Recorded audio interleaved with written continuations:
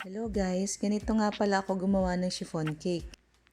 Bali 8 eggs yung ginamit ko at sineperate ko na yung white sa pula.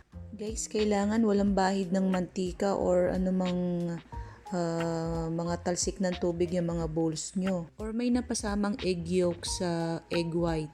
Kasi kung mangyayari po yan, babagsak po ang merang.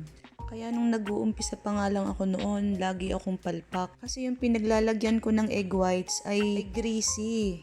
Kaya bago ako mag-umpisa, ay nagpapakulo muna ako ng tubig. At nililinis ko munang maigi itong bowl ko na stainless. Pati yung whisk ay isinasama ko doon, nilalagyan ko ng dishwashing liquid.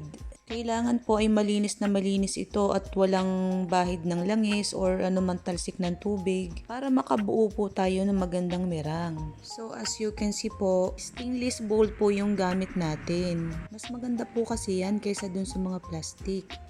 So ifo-fold na po natin yung egg white sa ating mixture. Ganyan lang po dahan-dahan lang.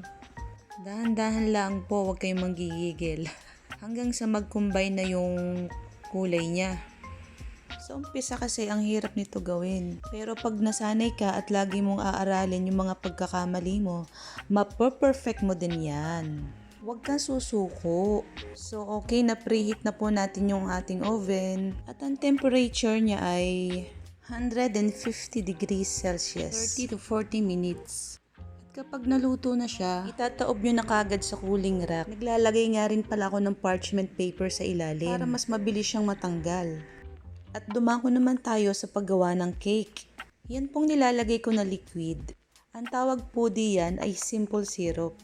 Nilalagyan po natin siya niyan para maging moist po yung ating cake. Ang filling po pala ng ating cake ay whipped cream. Para sa akin po, yun po yung bagay na bagay sa lasa ng ube. Lalo na po yung ginagamit ko. Hindi po siya ganong matamis at sobrang sarap po, lasa talaga siyang ice cream. 3 layers nga po pala tong ginawa ko. At ito, i-crumb coat na po natin. Nilagyan ko na nga po ng icing. At lagi po ako sa top nag-uumpisa. At pagkatapos ay doon sa gilid.